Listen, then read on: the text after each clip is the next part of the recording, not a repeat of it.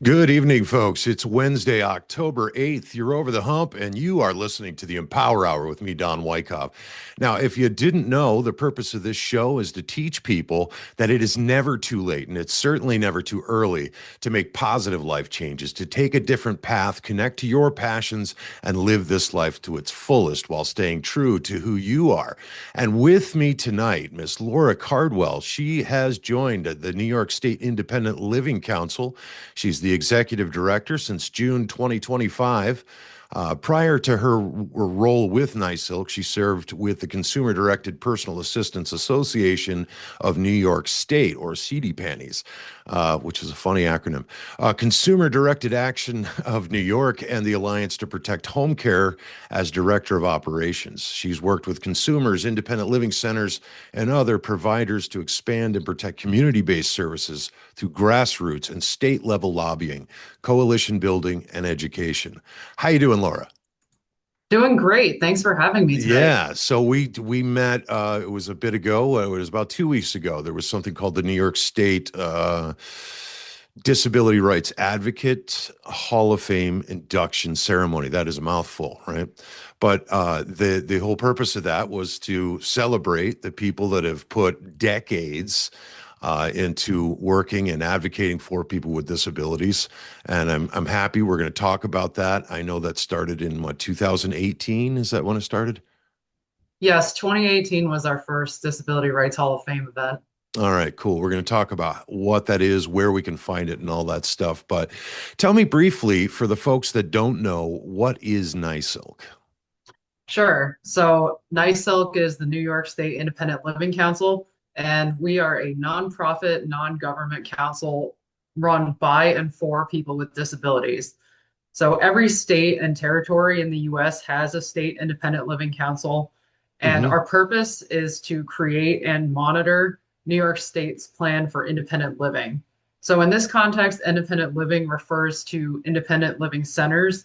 These are community organizations that offer programs and services to help disabled people successfully live at home and in the community, as opposed to, living in an institution such as a nursing home. A few examples of services that independent living centers provide are helping people with employment and job applications, assisting with, for example, if somebody uses a wheelchair, finding them an apartment that's accessible to their mobility needs, and conducting advocacy to make sure people are up to speed on the issues that affect them. So Hmm. this is different from, what is considered to be independent living style housing for older adults. Those are Right. 55 and up apartment communities, and sometimes people can get a little confused about this. Yeah, But, we've had I'm that big, here. Yeah, as yeah, well. I'm a big fan of both models because I think anything that prolongs someone's ability to live in the community is a good thing. But independent living centers receive state and federal funding to operate. And our state plan that NYSIL creates it really serves as a blueprint on how federally funded independent living centers use their resources and set their goals. That's right. Yeah, we are one of the independent living centers. When you were talking earlier about how we have independent living councils throughout the United States, there is definitely a deficiency in some states as far as the locations and where and who what they serve. So I hope that the movement grows over time. My mom, she moved to North Carolina on the coast, and I could not find an independent living center that would actually work with her for accessibility or any of that kind of stuff. But so you have been only here since what, June, you said, of 25, right? Yes, my first Wait, day was June 30. your birthday was June 30? Mine No, no, was, no. I'm sorry. My first day at oh, this all job. My right, all right. birthday is Christmas Eve. Are you serious? You got cheated then, huh? Yeah, that's okay. Yeah. All right. Well, yeah. So my birthday was just October 6th, 55 years on this planet. And Oh, one of the happy reasons, birthday. thank you. One of the reasons I do this show is because I don't think there is enough attention to the insufficiencies, in regards to care for older individuals, seniors, and people with disabilities. I don't think there's enough attention. I don't think there's enough support. And that's one of the things that I really wanted to get folks on here to talk about, especially those that we induct into the Hall of Fame, because they've been watching for 40, 50 years in some cases. And, I'm interested to get their opinion on how far have we moved. You've been in the movement longer than that, though. What did you do before this? So before I was at NYSILC, I worked with the Consumer Directed Personal Assistance Association, and I started there. I think I was in my early to mid 20s, and I had originally started working there as the executive assistant to the director, Brian O'Malley. So as soon as I got there, I felt a pretty immediate connection to the work and to the community. And, one thing led to another. I took on more and more responsibilities there. And, there was a ton of change in that program, including expansion from being a pretty small, almost pilot level program to serving the entire state and Yeah. reaching a lot of families that maybe didn't know that they had this option for home care previously. Yeah, it's something that unless you're actually in the situation of needing the care, most everyday folks aren't aware of the battles that happen every day to ensure that people can be independent and stay in their homes and get the assistance and stuff. It's shocking. And when I look at, just some of the cuts that we've had to deal with, these things are continual. This happens all the time, and yet we're still running with the ball trying to make things happen. Have you found that lobbying and things like that have been effective with NYSILC? So NYSILC's not technically allowed to lobby. I did do a lot of lobbying and a lot of advocacy work prior to this, and I think that what, we were able to have some tremendous successes, and what the reason behind those successes were the involvement of people who are actual consumers of the program. So Hmm. these are the people who need consumer directed personal assistance services to get out of bed in the morning, to take a shower, to go to the bathroom. Yeah. And, I think, a lot of the organizing that happened around that involved bringing together a lot of people to talk about their personal experience, sharing stories. Hmm. Because, I don't think anybody, it's not really the same if someone whose job it is to advocate on behalf of this program, who is not a disabled person, who's not a consumer, maybe they're, it just makes much more of an impact to hear about individual ordinary people. Hmm. Do you think the presence of the movement is recognized by the younger generation? And if not, how do you think we could actually inform them effectively? Sure. So, I think that's an ongoing question where myself and a lot of other people my age are, somewhat scratching our heads because, the youngest generations of advocates or people that are going to become future advocates, they grew up in a very different world than we did. I'm 38, so I got the internet at home when I was maybe 12 or 13 years old. Hmm. And people who are younger now, they've had access to the internet their entire lives, and the structure of, how they're going to school and how they socialize is significantly different. They're also in a world where, it's people are now moving out of their parents' houses later in life because the cost of living is so great. Uh-huh. And, there's just constant exposure to a lot of information all at once. Yeah. So, I, I am working with groups that are engaging young people starting when they're kids and teenagers, and we're seeing a lot of involvement from younger generations. But I don't think I or anyone has the, concrete answer as to how to Yeah. best engage the younger How to generation. engage them. But I do Yeah. wish we would stop talking about them like they're different species, because What, who's that? The new generation, you mean? right, like I don't know. Sometimes I see other people my age talking about, for example, people who are Gen Z, like they're aliens from another planet. It's like, no, like 10 years ago, you were also in your 20s. Hmm. So, I think there's got to be a connection that happens Yeah. between different generations. One of the things that we did for our center was called the Through Children's Eyes, and this is a cool story. But this is how I would like to see things move, especially with the New York State Education Department. We battled for quite a while as Common Core came out. We were trying to implement disability awareness and etiquette into schools. Right now, traditionally, that means somebody with a disability is going to come in. They're going to talk for a few, talk about the difficulties and the challenges, and then they're gone. And it leaves a very small imprint on the kids for the most part. So what we Right. did is we started to put together. We realized that one of the obstacles was that the schools didn't want us to come in because of the connection to Common Core. Common Core is, as you know, regimented, and they have this amount of education that they had to deliver. So we said, okay, well, we'll connect the entire experiential program to what the Common Core curriculum is. And if we do that, can we do it then? Yep. So we were able to do this. So we get in, and the object of this is we were taking third graders and we were getting these students to be in a wheelchair for the entire day to experience it. We didn't give them any warnings of what they were going to encounter. We also did this with visually impaired and, simulating deaf and hard of hearing. And each one of these kids would come in and spend their entire day this way. If they were blind, they had an aide. If they were deaf, they had somebody that would help, refer information. But what it did was illuminate the difficulties that people face.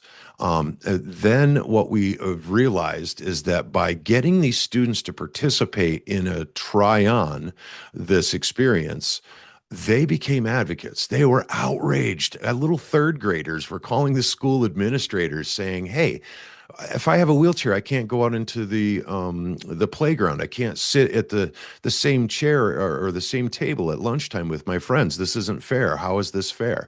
They realized pull force on doors and things like that, and they were like, "Wow, why are these doors so heavy? I can't open it in a wheelchair." This outraged these students. They did so much movement. They were writing to commissioners of the schools, and then they went one step higher. We had a disability history initiative that was a bill that we were trying to get signed back in 2008, I believe. But these students wrote a petition. They shared videos of their experience, what they had learned, and the bill passed. And they got congratulation letters from senators and assemblymen. But what we found was that this empowered third graders to be able to realize that they could create change in the world of disabilities by just giving them the opportunity. So when you say we shouldn't separate them, you're right. We shouldn't. We should adjust the way we're teaching, and especially with something as important that will affect everybody listening to this show. Everybody that they say, well, I think it's like 43% of us will be disabled by the age of 65. But when you go through general ed, what do you know about that? What do you know about disabilities or how to deal with or accessibility or any of those kind of things?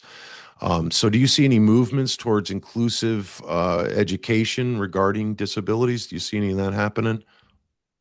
So that's an area where I'd really like to see more. So there's an organization downstate, the Viscardi School and the Viscardi Center, and they are setting up a museum of disability, Mm, and that's going to incorporate a lot of digital as well as some physical exhibits and bring in disability advocates, including some of the previous award recipients from the Disability Rights Hall of Fame. hmm. We're in the process now of working with them to have a permanent Disability Rights Hall of Fame exhibition as part of their Museum of Disability. That'd be But I great. think a goal is to engage with groups of students and schools to offer education about the disability rights movement, disability history, Hmm. and I did you have DARE in school, drug Yeah. abuse resistance Yep. education? Hmm. So I did too, and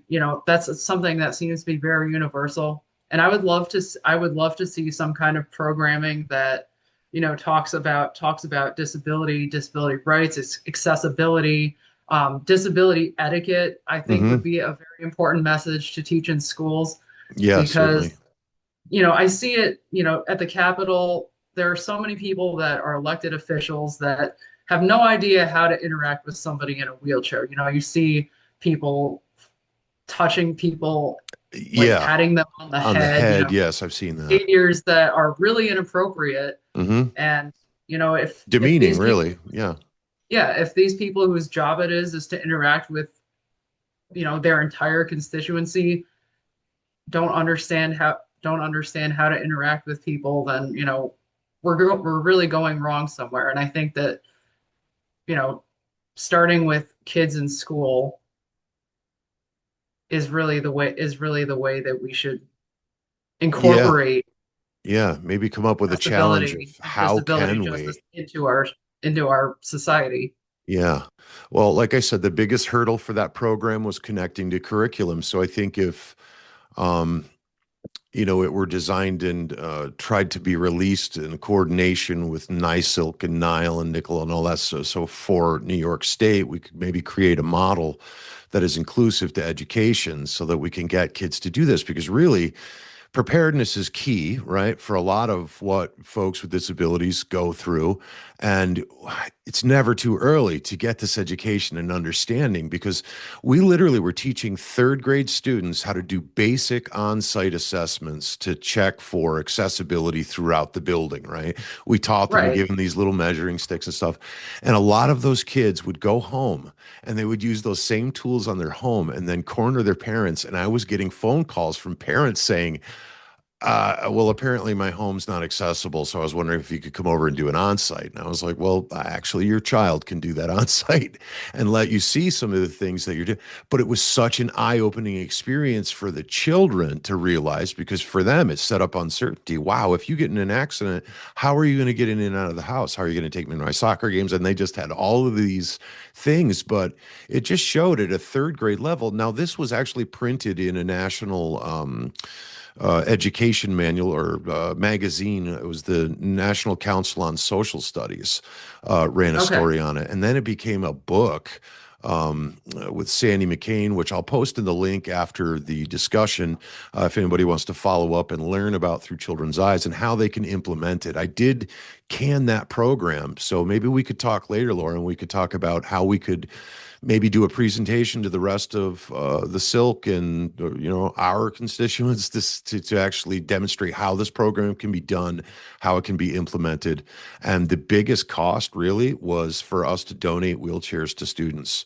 And that was pretty much it. But the impact it went for 17 years, and I now see students that I was teaching this program back 15 years ago and I now see them in college and they still retain the understanding. So it's hardcore proof to me that this is how we need to go forward in it. Now, what did you do? Where did you grow up? What was your early life like? I'm asking for a reason. There's a reason to my madness.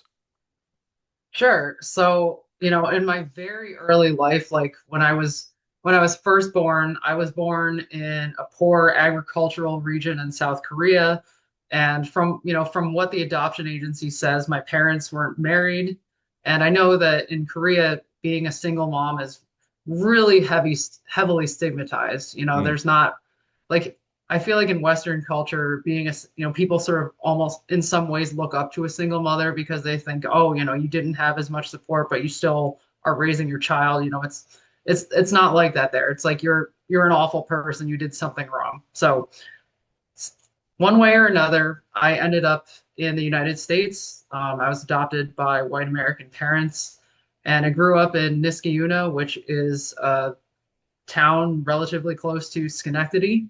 And I would say that all in all, I had a pretty stable childhood. My parents enjoyed doing things with me. I had a lot of special interests in animals and nature. I just wanted to read the field guide to birds instead of interacting with the other kids. And my Right. parents were all for it. Um, so I feel like I was pretty happy. I was well supported. My dad. So I grew up in the 80s and 90s. my dad was able to support our family on, his single state worker income, which, that's getting increasingly difficult to do these days. Mm-hmm. Um, but my dad, he has psychiatric disabilities. So he has a family history of alcoholism, depression, unfortunately, a lot of suicide on his side, Mm-hmm. which, so, he had a tough time. And he had to stop working permanently when I was 6 because he experienced psychosis from stress at work. And my parents, they're of the baby boomer generation. They're Midwestern people, and they hid this pretty well from me. And now thinking about it, he was about my age when this happened. I cannot imagine how stressful it would be to go through all that and also hide it from your 6-year-old kid. Right. Yeah. But my dad was always just, he's great. He's been a wonderful father. And when he wasn't working, I saw it as he had extra time to spend with me. Um, Yeah. and part of that was, we called it going camping, but we'd have like sleepovers in the family room, Mm-hmm. which I always looked forward to. And he would tell me, little nuggets of information about his childhood. Um, and, one of the most impactful things that he ever said was that his father spoke fewer than 500 words to him the whole time that his father was alive. And, his father was alive until my father was in his 30s. Um, Wow.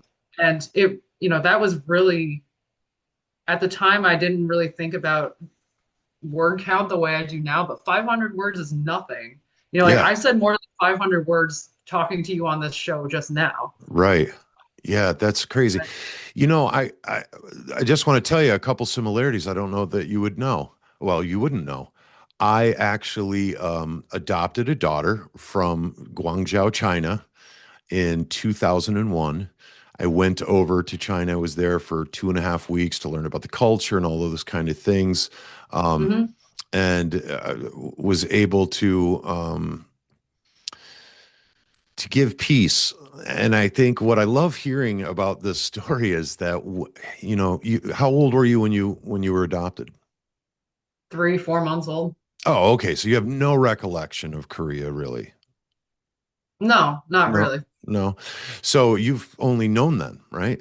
And so I love the fact that you must have known that there's so many of us, we have parents, but did they really want us? Were we really there? But when you adopt a child, you really want to be a parent. You want to give a good life. And it sounds like your mom and dad did that.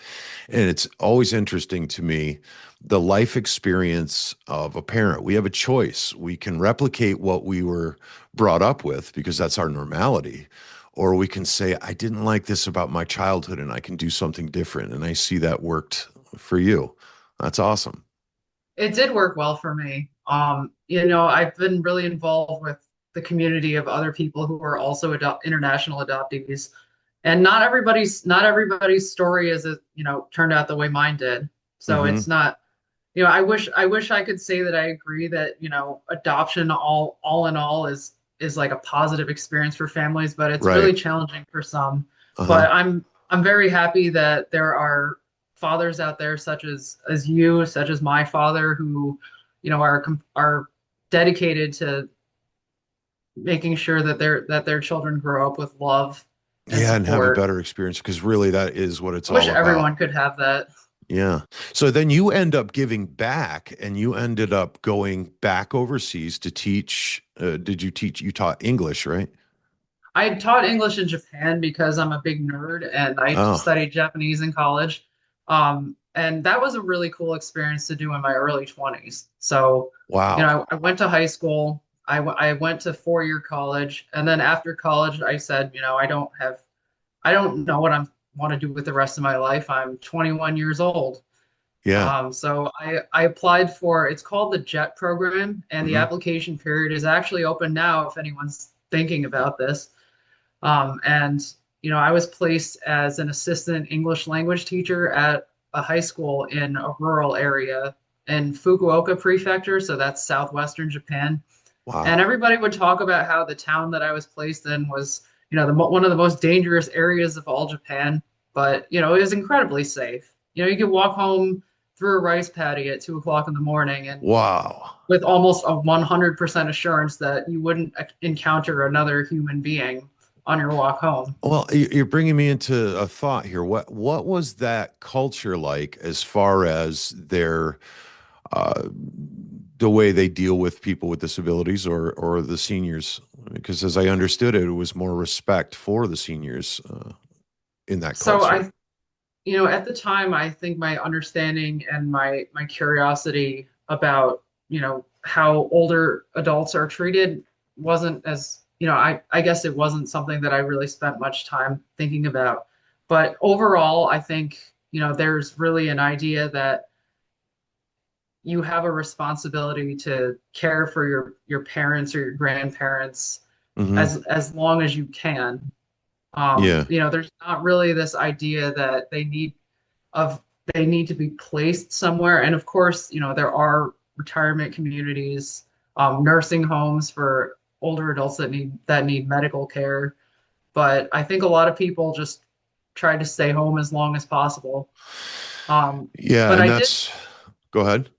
I did some visits at what was called a special school for students with disabilities, and I thought that it was very poor integration. You would have a classroom with like 40 different kids, and they all have very different needs, and they're just sort of in a room doing these, having like not very challenging or very engaging activities. Hmm. I don't think they went on a lot of outings in the community. And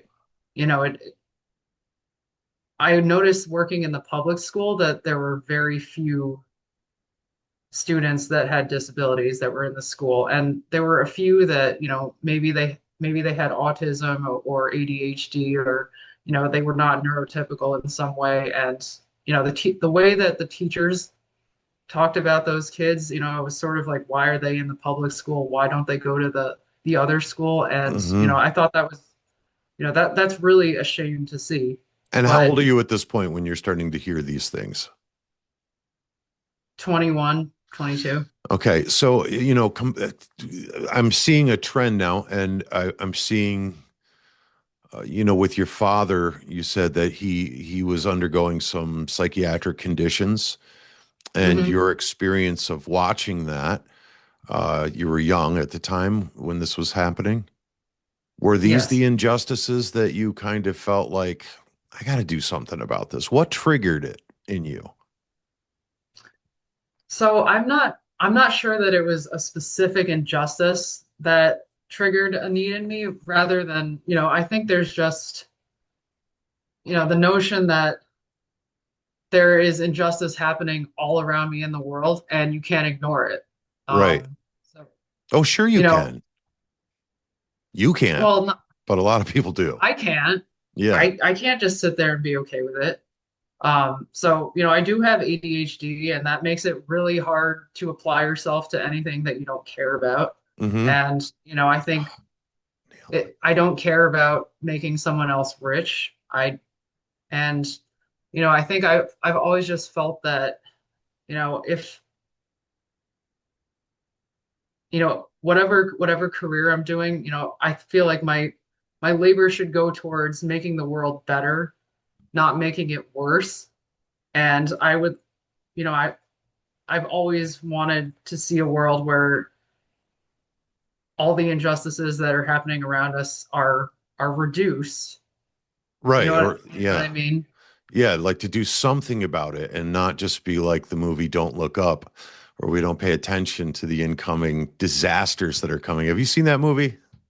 I did see that, and I really like Timothy Chalamet's character, that like gutter punk kid behind the dumpster. I love that. But the rest of the movie, I think the timing of it made it a little hard for me to watch. Yeah. Yeah. It's too contemporary, most of the media I like is about like wizards and aliens and stuff that isn't so close to real life. So I had a hard time with that movie. Well, I had a hard time with the movie because of the message that was continually, relayed. And in that, I see that in today's society where there's like this, people with disabilities, this whole experience here, unless it's affecting you directly, you have no idea.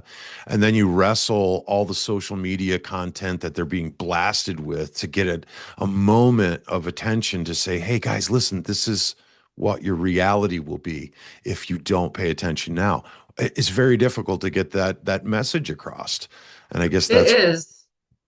And, a recent example, a very recent example I can think of is, since the early 2000s, New York has been, trying to come up with its Olmstead plan. mhm, So you're aware of the Olmstead decision in yes. 1999 that, you know, people should be kept out of institutions and that the real effort should be made for community integration.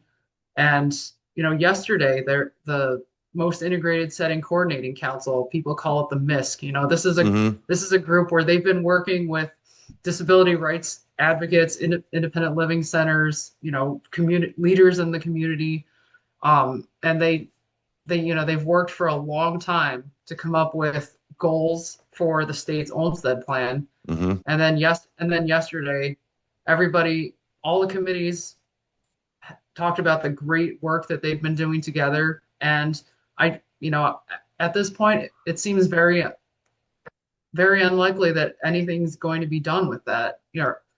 Perhaps I'm wrong, and I would love to see a correction come out from leadership at the state government, but it just, I don't know. It's frustrating. And I don't think most people are going to participate in something like that, but I think the message needs to be out there that if people are not fighting and not being the squeaky wheel, that complacency is going to be the status quo. Hmm. And that's why it takes, you know, decades and decades to make progress on things like accessibility in the New York City subway. Yeah, and that started for me in 2004 when we first started to go down and literally tour the subways and look at what the realities were and how they were loading into the train, the big bars that are blocking the accessible. There was so much, but I mean, and that was in 2004, and here Yeah, I we are. graduated high school in I 2004. know, and we're not much further away. And it's like people don't understand. Like, so we would pass a bill that says, okay, if you are a taxi company, now you have to have, if you're going to buy new taxis, a portion of those taxis need to be accessible. So the workaround that was allowed is that they're buying used taxis. So they're not complying as much with these new requirements, making, this it's a nightmare for folks. As you know, and you're in a bigger city area. Up here, we're in a rural county. So it's just trees and farms and all that stuff. So the transportation is a nightmare. And if it's a The nightmare in New transportation York is, City, you imagine what it is up in these rural counties. It's I would impossible. imagine it's non-existent. Sometimes people come into town from, New York or bigger cities, and their first question is, how do I get an accessible taxi? And then my answer to that is always, well, there isn't really a reliable fleet of accessible taxis. You have to sign up for the local paratransit, and Hmm. then they give you a window of time Right. where where you're supposed to be picked up, and then they may or may not follow that timeline. So Sharon Shapiro, who was one of the award recipients at the Hmm. Hall of Fame event, she waited for 2 hours at the train station for her ride that was supposed to be, she scheduled a pickup time, but first they Yeah. sent a vehicle that didn't fit a wheelchair, and so then they had to send that vehicle back and send another, and it's very limited. And there are also, with paratransit, there's a town locally, Clifton Park, and Hmm. this is a town that has a lot of people and increasingly a lot of doctors' offices. And Clifton Park has in their town governance that no public transportation should go through there. So all the bus lines go around it. And, it's to me, that's, they're just saying, that they're just being discriminatory against people who don't have personal vehicles, and they're saying we don't want anyone who's low income coming into our town. Hmm. And that, that's something that needs to change. I've got a real bee in my bonnet about Clifton Park. Well, I got to tell you, Laura, I'm just getting to know you, and I'm really just getting to know you now. It's. I always wonder what motivates people to do the things that they're doing. My story, I've told a million times on my show, but I see parallels between people, and there's this underlying understanding. Um, this is where I veer from, what we do to what I'm passionate about. But there's this, it seems like the people that work in the, because it's not about the money. When you're working for a nonprofit organization, especially working in the field that we are, this isn't one of those, get rich kind of things. This is about passion.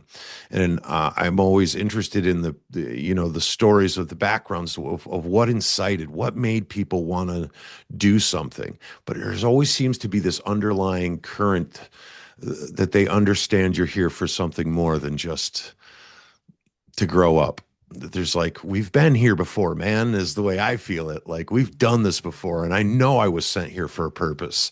And I feel so connected to helping people with disabilities, and not for any notoriety for anything, but for a very selfish, really reason. It makes me feel good. When we think about why people do the things they do, I've got a whole group of staff members here that are very passionate about what they do. It is definitely not about the money, but they have this underlying understanding that they're here for something bigger. Do you have that? Do you feel that?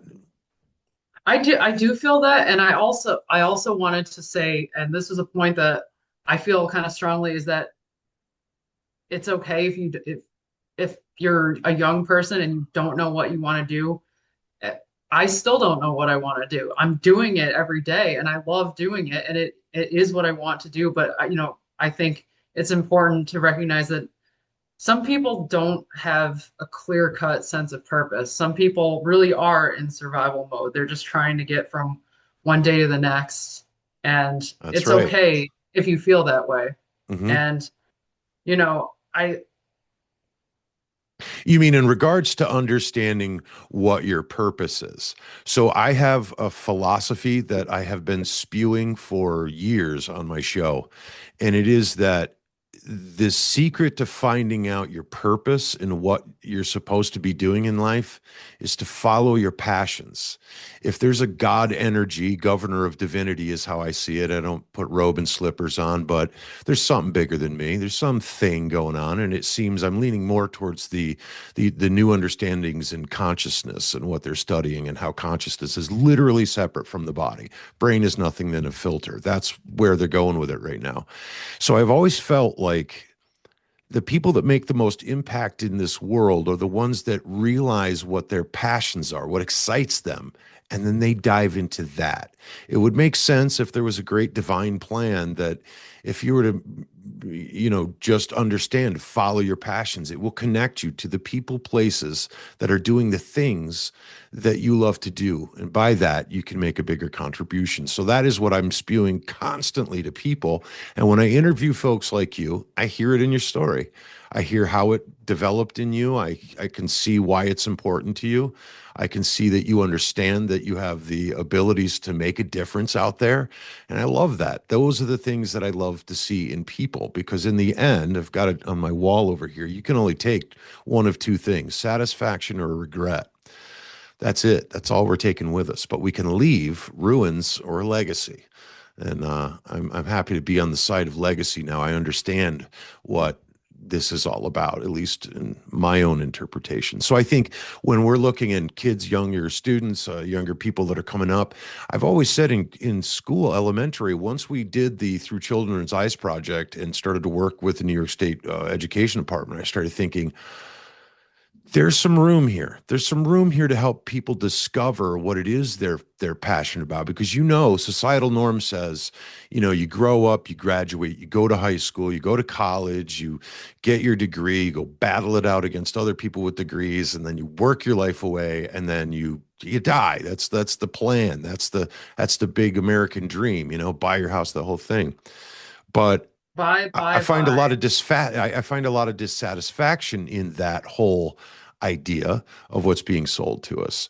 And I thought a great way to maybe break that up is let's take away, not take away, but use it as an option for those students that, for me, you said you had ADHD, and you said Yeah, you basically reiterated what I always say. I have an amazing ability to focus on things that I am excited about. But if I'm right. not, just it won't happen. Um, Yeah. it's not going to happen. And That's why I live in filth and lose things constantly. I keep all my valuables in a safe deposit box at the bank yeah, because yeah, sometimes yeah. I just go from one I thing just to don't know. Yeah, I just feel like I have a limited time on this earth. You're distracting me with things that I'm never going to do. I don't care about the politics or these things in school, and I failed miserably at them. And it wasn't because I was a stupid student. It was because either A, it's not interesting, or B, you have no way of making it interesting for me. And that's Yeah. where I would like to see an evolution in teaching. But I think one of the models that would be great would be, we all have study hall, right? It's pretty much Hmm. meaningless, catch up, work kind of thing. But for a lot of students, it's just the one you like, read little things you dig or whatever. But I was thinking, wouldn't it be great if we could take, like, say, music? Music's fantastic. It's great for learning. It builds the hippocampus. There's all kinds of benefits. But Yeah. for those students that absolutely know, I have no interest in music. Well, let's replace that music class with a social or uh, a interest class where you can go maybe to the internet and research whatever it is that you're passionate about, and then do some research and give your reports based on what you're learning from that. And it gives a student time to tip their toes into something that, like, wow, I'm really fascinated with this, which then gives them the idea of what they want to do in college. Because like you said, we're just literally leading them through the troughs. Get yourself in college, do this. Most students don't even know what they want to do. You said you're in your 30s and you still don't know really what you want to do, right? So Right. how But can we I don't know. expect today's youth to do that? Yeah, I think, and there's such a focus now, I think, with younger people on, making the correct choice because if you make the wrong choice, then maybe you're not going to be able to get a good job that pays the bills. And I think that, under the existing system that we have and, the cost of living, it's certainly understandable to me that people are worried about that. But, one thing that I would like, you don't have to do the same thing forever either. Hmm. For like I will probably work within the disability movement forever because I love it and it's great. It suits me. I feel like I'm doing the right thing. But that does, some people are better suited to pursuing different opportunities throughout their lives. They have passions that change and evolve. And you know, that's great too. Hmm. So, whatever choice you're making, it's not the singular choice that will determine the rest of your life. How many people do we know that have completely changed careers? People Hmm. who went from working for a bank or, doing some corporate job that they're not interested in, who then shifted to nursing or human services. Yeah, I feel There's like with the older there's you lots of get, different options. the older you get, the more you realize what this whole trip is about, on a spiritual side. I just kind of connect differently now than I did when I was in my 20s. I Oh was yeah. I was hard rocker, man. I was out on stage all the time just jamming across the United States. I loved doing that stuff. And then ultimately I was like, I'll never forget this. There's a picture on my Facebook, and I'm standing in front of about 10,000 people, and I got my hand in the air, and everybody's raising their hands, right? Beautiful moment. You'd think this is the greatest thing since, but I stepped off stage, and when I was talking to the people, I realized they didn't even know what to say to me. They don't know me at all. They only knew this image that I was basically portraying out there. And then that made me have this honest insight of, like, yeah, that's not really who I am. That's what I want the world to see, but that's not who I am. And it was in my 30s that I started going, I don't know if I want to do this anymore. I think it was all about an ego feed. And then after I got that, I realized, wow, there's so many other things. So, of course, working with people with disabilities lights me up, man. It makes me know I'm here. I'm doing something good. Working with, I was doing direct care back in the 90s, and I would bring my guitar in and I would play to the individuals while we were, having mealtime or whatever. They would actually have me play instead of help feeding because while I was playing, it was having a therapeutic benefit to all the Mhm. individuals, and they were eating better. They were tolerating just it was an amazing thing, and that's when I was like, okay, wow, so maybe music is the thing, but like you said, readjust to what feels right, and you should have the room to do so.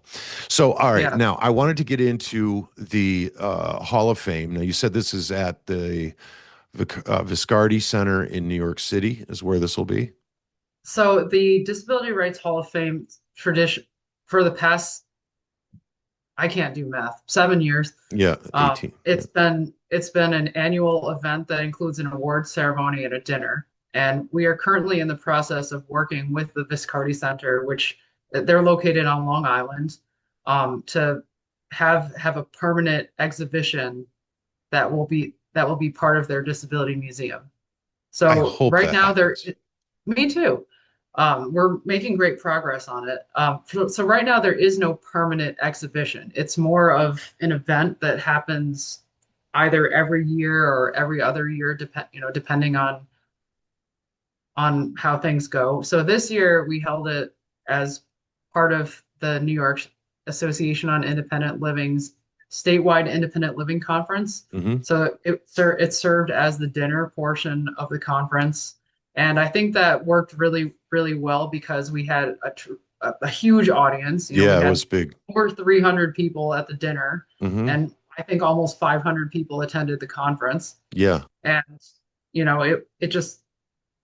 it seemed like it was a great event. So I don't know what the future will hold or what the award ceremony will look like, but it is something that will continue because there is no shortage of disabled advocates that deserve to be Yeah, recognized. yeah. And And not just for the recognition for themselves, which they absolutely deserve for all the work, but also so that people can understand the path that it took to get where we are today. We are talking about the disability rights yeah, advocates Hall of Fame, and that is you said in Long Island. Sure. So the Disability Rights Hall of Fame event has historically served as an award ceremony and a dinner. So we don't have a permanent exhibition currently. So we're in the process of working with the Viscardi Center on Long Island to build a permanent exhibition so that visitors to their disability museum will be able to learn about the individuals who have been inducted into the Hall of Fame and about their achievements. Mhm. So that's something we're really excited about. Yeah, I'm excited. I think it's a great thing. And the reason is because I really want to see people learn from and learn the history of, and to see what kind of effort it takes, the impact that it takes, or what impact you can have as just a normal person who picks up the torch and says this isn't fair and does something about it. And we've got what do you have, like 18 people now that are inducted, something like I think that. we're up to 25 now. 25. Okay. And my goal is to actually, I would love to interview each and every one that we can. And then somebody maybe to stand in for those posthumously awarded, so that we can cover their story. And then I would like to send all of these down to the museum or whoever I can forward these to, so that maybe we can attach that to a media file that maybe we can have them scan and listen to their story basically, or somehow be able to share this because yeah, it's a huge issue. and That would and be amazing to have vote, recordings of someone's actual voice and that's speaking. what I love history. I'm the guy that goes on to YouTube to listen to 1800s interviews of people talking about the Civil War. It just blows my mind. But just Yeah, to hear the cadence of their talk, what their experiences were like, and how they, it just blows me away. I'm so fascinated with that. So I definitely want to catch the recording of all of them as well as you, and to be able to continue, like this is going to outlast us. Um, if we die, this will be on Spotify and all these things as long as, well, they have an internet. So this will be retrievable, and hopefully it'll be a moment where people can listen and really get something from generations back and where we were, and help hold a better measure too of what kind of progress are we making, you know?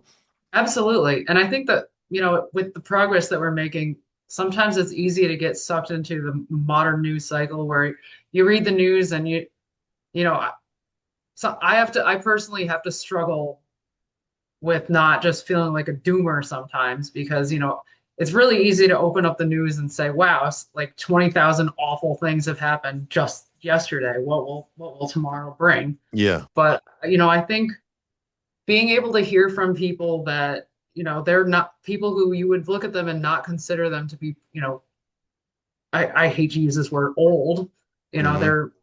there's still people who are working age, but just the amount of societal and policy change that they have seen throughout their lives is really incredible. Yeah, yeah, and you get that snapshot when we have these kind of interviews. So, well, that'll be the next thing I'm doing, is reaching out with you to reach the rest of the inductees.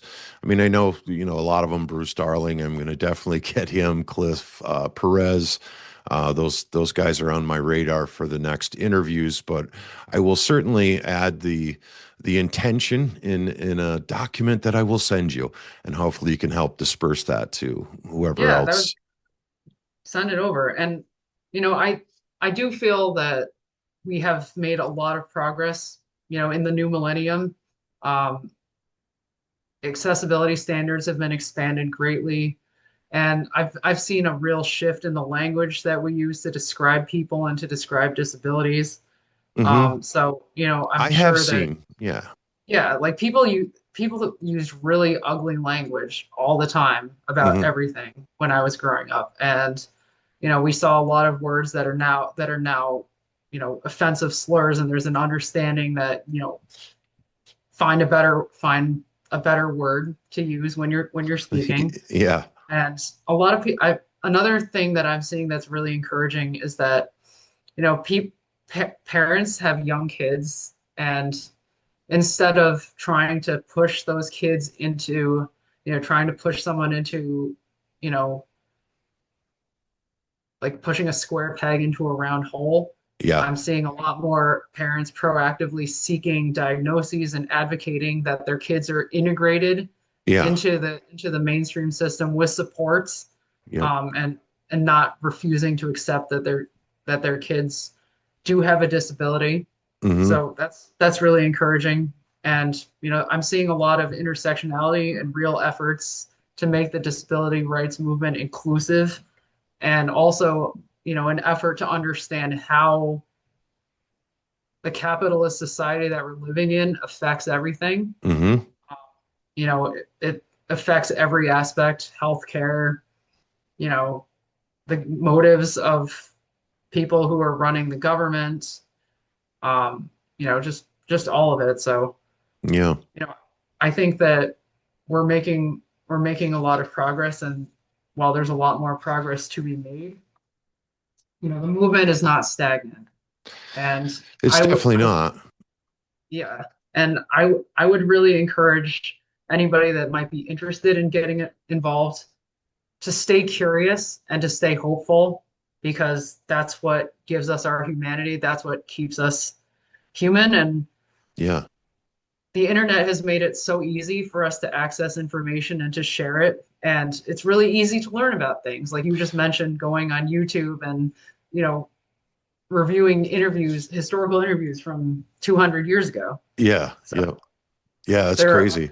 We have to make, I think my next approach is, why do you want to listen to these things? How is one thing, because we do have the ability to get it out on YouTube and all this podcast places, but I'm focused right now on getting people to understand why it's so important for them to listen and understand these things. Now, that'll ultimately affect Every listening person either knows somebody with a disability or will experience one in your life. And if you're not prepared, you don't know where to reach out, it's going to be a tough road because the world is not as accommodating as we would like it to be, even though it is getting better. And I have seen growth. I have seen growth in the 23 years here at the center. I've seen movements, I've seen, etiquette and awareness, and I've seen people be more culturally sensitive for folks. So that's good. That's empowering. It definitely is, but we still have a really long way to go.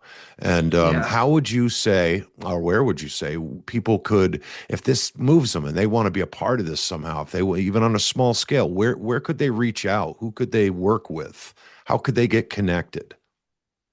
So, there are a lot of different ways that you can get involved or get connected.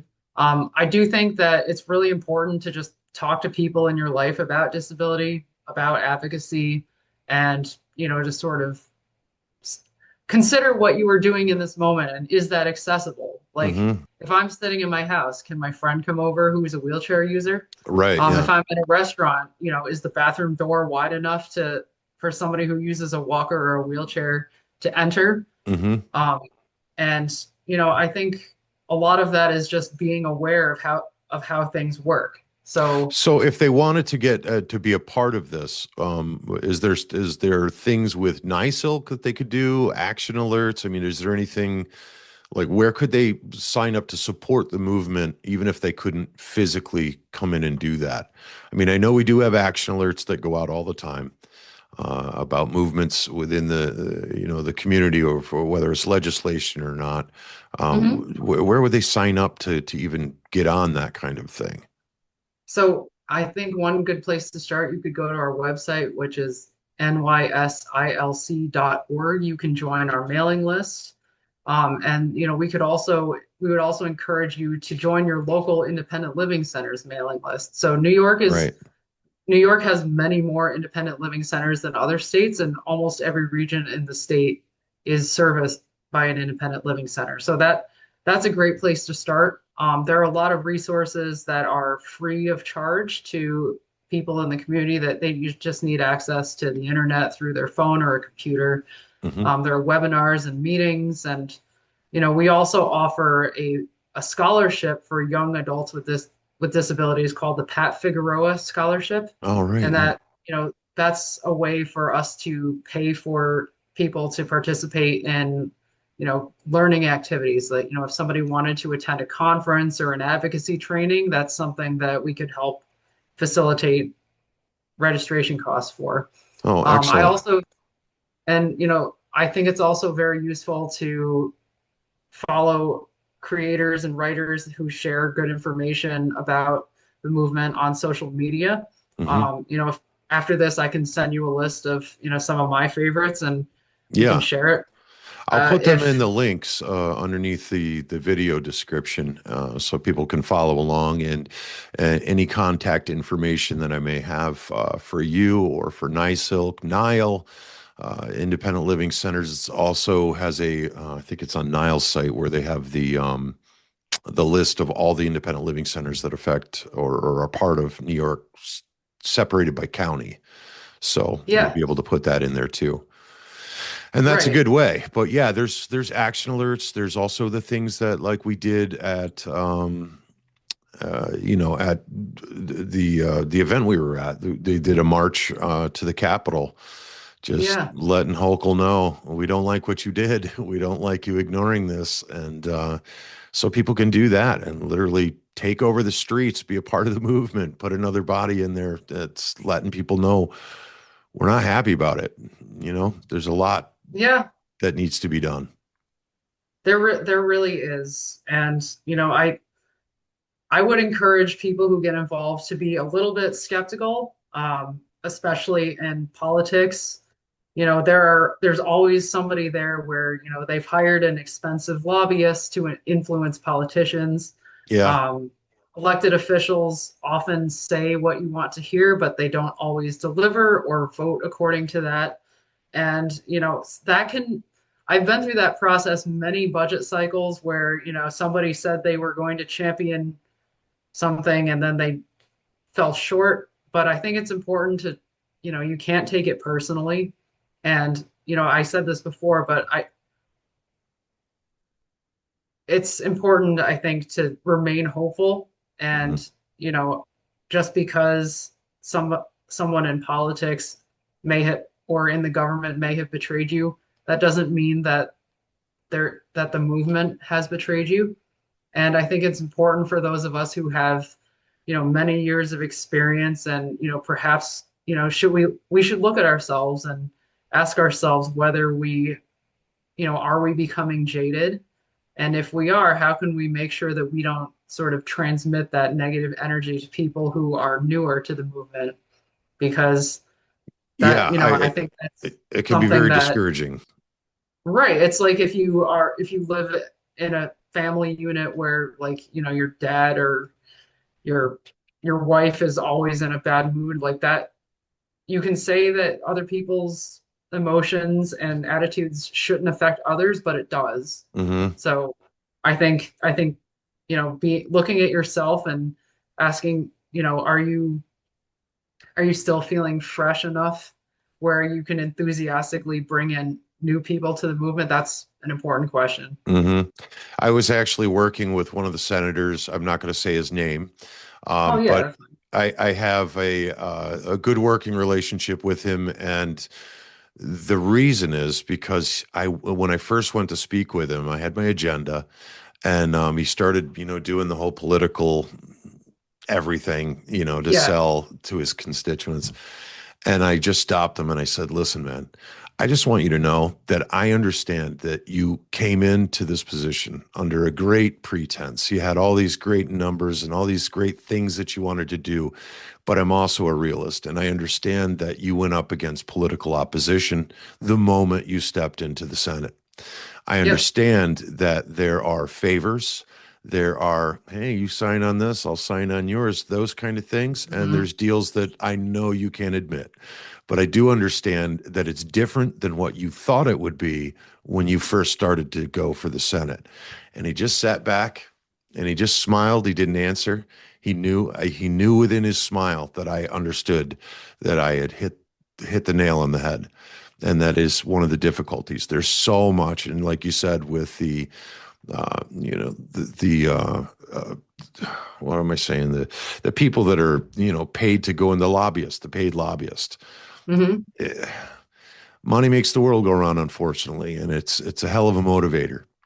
And I don't want to make any accusations, but it wouldn't be the first time the accusation had been made by countless others that those kind of doings and happenings are actually happening. So it's tough on the best of days when we have all of our apples lined up to make movements. But when there's, that kind of structure inside the political parties, it's really difficult. So you're right. You shouldn't get turned off in the moment. You just may have to reapproach or adjust your approach because you don't not really know what that narrative is behind the scenes that you're actually up against. So, Yeah.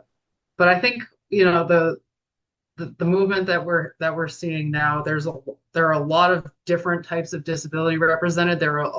And the fact that people have online access and there are so many digital organizing tools that hmm. people can use, it's very inclusive.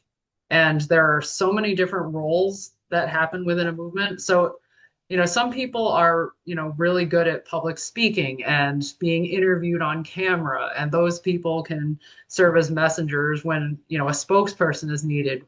And then there are other people who are, maybe they have, a long-term illness or, a chronic illness where their energy levels are low, but they still have the ability to share information and amplify messages without necessarily showing up in person to an event. Hmm. And there are just so many different roles that people can take. So even if you're not there physically leading a march up Washington D.C. up the mall on Washington D.C., um, there are plenty of ways that you can participate in advocacy. Yeah, And that's for sure. I think it starts with understanding the notion that your story matters and that Hmm. you are important, and that it is the working together across different types of disability, different demographics, that's what makes movement successful. And like you had said earlier on in the show, disability impacts everybody at some point in their lives. So I think that that sort of universal life experience is part of what makes this movement so powerful, Yeah, that's is right. that And yeah, I mean, we all so experience and understand it differently, yeah, but we come together, and there's no hierarchy, there's no notion that this group is more important than this other group. No, it's either right. you are working together or you are not. That's right. Laura Caldwell, thank you so much for coming on, and I appreciate it. I hope that we got everything with that first. I don't know what happened, but if it didn't work, I'm going to have another conversation with you. That's fine. Okay.